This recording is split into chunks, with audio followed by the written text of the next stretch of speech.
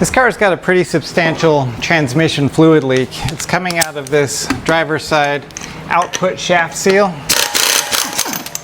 In English, that's where the CV axle is coming out of the transmission. We're working on a 2019 Honda Pilot. This has the 6-speed transmission, but both the 6-speed and the 9-speed, it's going to use the same output shaft seal. What I'm going to attempt to do is as minimally invasive a repair as possible. We do still need to get the axle out, so let's go ahead and do that. Before that though, let me show you what the leak looks like. So if you have a look right in there, you can see all around where the CV axle goes into the transmission. That's pretty oily, and then you'll see a lot of it underneath. Let's see if the subcompact with about half the battery left can get these brakes done. Not with this 19, let's try 17. Oh, she's beeping. Let me get another battery. Nick is having a special on batteries right now, so I just ordered 2 of them. That's still not enough. I'm gonna have to go air on this one. See, the weak sauce snap-on can do it. Went and ordered a couple of those 3 amp hour bigger batteries for these things, because that M12 does seem to sort of run out pretty quick. Looks like his brakes were done fairly recently. They look brand new. Got my little brake hanger hook right there. Homemade, obviously. Keep going up with step-in tools. This one's gonna get her no problem. Oh yeah, she don't play. All right, I'm just gonna hang this up here so that the hose stays intact. There we go. That's good. Now we can get the rotor off, which just comes right off. So nice. Living in Florida has its advantages. Okay, now let's see what we can do here. I'm gonna have to do the ball joint. We're gonna have to pop that off. I'm gonna try and use this little pry bar to sort of open that up so I can get the little arm bent back and out of my way. There she goes. There we go. So the clip looks like that. It's reusable, so that's cool. We got this super stubby 19 millimeter. That's pretty easy. Honda makes pretty good stuff. That's real nice. All right, I don't want to use a pickle fork if I don't have to, and this is a cast iron knuckle here, so I'm gonna just smash on the knuckle a couple of times with a hammer. Hopefully, this ball joint will just sort of pop. Turn it this way. Yeah, gives me a little bit better angle on it.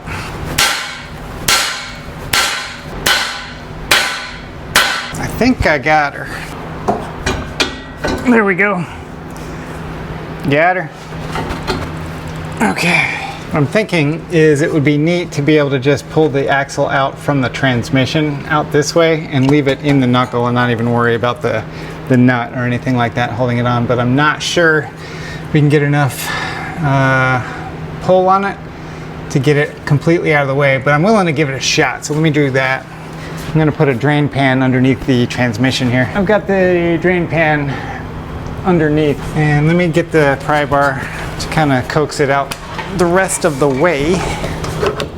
Okay, I'm just kind of pulling back here on the knuckle and also on the shaft, or on the joint. Okay, axle is out, and I can see the seal. I just don't know for sure if I can get enough room between that axle and the seal to put a new one in. I think so. I'm gonna take a seal puller and just pop that little guy out. This is what that thing looks like. It's just gonna kind of reach in at some angle here. And be careful not to scratch the metal. You just want to grab the seal, not the transmission itself. I'm gonna go over there, just pry back a little bit. Should just, yeah, there we go. Pop right out, eh? Nice. All right, I cheated just a little bit. I got it to stop dripping, so I cleaned up all the way around here, and it mostly stopped dripping. I just saw it drip, but it's slowed down a lot. I kind of have the car tilted away from me just to get that to stop a little bit. As soon as I get that dry, we'll hammer in the new seal. it was just a constant stream of fluid coming out. Now it's subsided just a bit here. Give us just enough time. I want this seal to go in nice and dry and clean. All right, we've got a new seal. That's your Napa part number for the SKF. I hope it's a good one. I couldn't get a Honda seal. It's got a little bit of lube around there, so leave that alone. And I got a 50. This is a 50 millimeter seal driver. Just gonna put the seal right over the top of it like this, and it fits just perfectly. You can see on this side here. Just fits on like that, and I'll be able to smash on the seal driver and not the seal. Make sure, if you can see it in there, it's a little spring that's holding this rubber firm against, right now, the driver, but it'll be the axle. You don't want to lose that spring. Make sure that's in there real good. The seal driver helps with that. Let me show you. So, yeah, it's got that taper there. That taper sort of stretches that out just a little bit, and then the flange is what we're hammering against. One final wipe down, get it nice and clean, and I'm just gonna guide that seal right into its home and press. The idea is you want to go in as straight as possible. You don't want to get this thing crooked, which I think we're good there. All right, I've got a little strap here. Let's just hook it onto the tie rod. All I'm trying to do is get it to push this out of my way a little bit. Oh yeah, stupid like a fox. I think I should be able to get that in there a little bit better without dropping it. And I think we got her. That looks real good. Make sure it's perfectly straight and the spring is still inside of the seal. Final cleanup. This is going to be around the axle shaft here. I want this to be perfectly clean so it doesn't introduce any contaminants, which would, you know, destroy the new seal. That would suck. So I'm going to pull back on the knuckle, getting the axle straight out. And then I'll guide it in without touching, don't touch the sides. You just want to go straight in.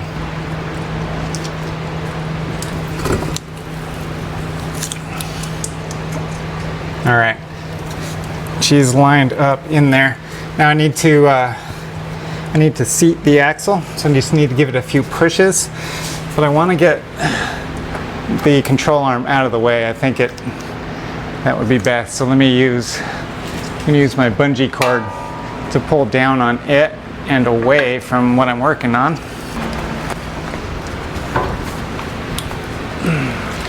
All right, I'm just gonna give it a little shove. Oh yeah, slid in. We got her. Yep. It's a lot tougher doing it to push it in that way. If I just had the axle in my hands, it would have gone in a lot easier, but we didn't have to mess with it. So give and take. Trying to line that up as I go. Oh yeah, just need a little persuasion. All right, we got the nut for the ball joint here. Get that tightened up. It's pretty awesome to have little shallow tools like that.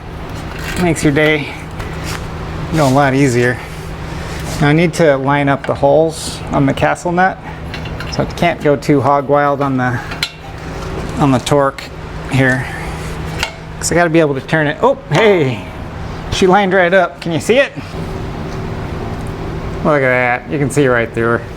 And we got our reusable cotter pin. Thanks, Honda. Stick that little guy in there, push it, boom, done. I'm gonna steer it back towards me so I can get the brakes on. All right, the mystery is solved. I found my brake rotor. Put that little guy back on there. Didn't have any screws, so we're good there. Setting some blue Loctite to this guy because it makes me more confident that this thing is gonna stay put. All right, got the 19 mil back on there. We're setting it for kill. We're going all the way. Put our pads back on. It's a little rusty down in there, man. I'm glad it came apart easy. Just gotta move the slide pin out of my way. There we go. Nice. I don't want to go as hog wild on the caliper slide pins. No, a little bit more wild than that. There we go. Look at that, beautiful, clean, not leaking. I think she's going to be happy about that. What do you think? Got all my lug nuts. I'm going to zip these on with the weak sauce impact, and then once I get it back on the ground, I'll torque these up with the torque wrench. I do that all the time. That is not a negotiation for me, no matter what I do. If I pull wheels off, I torque the nuts. So I'm not going to kill these. I'm just going to get them seated. All right, let's get it on the ground and torque them. Get this hood up, because we're going to have to recheck our fluid here. Now this is the fluid for this particular car. It is DW1. Only buy Honda stuff. If you buy any kind of aftermarket stuff, you're just going to have problems with it. Here's the wheel proof. Get it? The wheel proof. If you find a weak sauce impact like I've got, you won't over torque these, and you can use a torque wrench to get them right. That right there is your dipstick for your transmission, and it's, wow, oh my goodness. Okay, it's down there, and it's a full arm's length to get it, which is why it's very difficult to show you what I'm doing. So I'm just gonna leave you right there. So dipstick comes out, and for me, I don't have a super long funnel, so I'm going to use 2 funnels. How about that? I don't know why they don't just give you a dipstick tube like a normal car company, but they don't. The DW1, this is the one for the 6-speed transmission. And I'm just going to add a little bit of fluid here. Now this stuff pours like water. It's very low viscosity. What we're gonna do is run this thing, get it hot, and then we'll check the dipstick when it's hot and running. And speaking of running, I've got to run. I've got some more cars out in the driveway. A lot of those are going to be in upcoming videos, so stay tuned for that, and I will see you in the next one.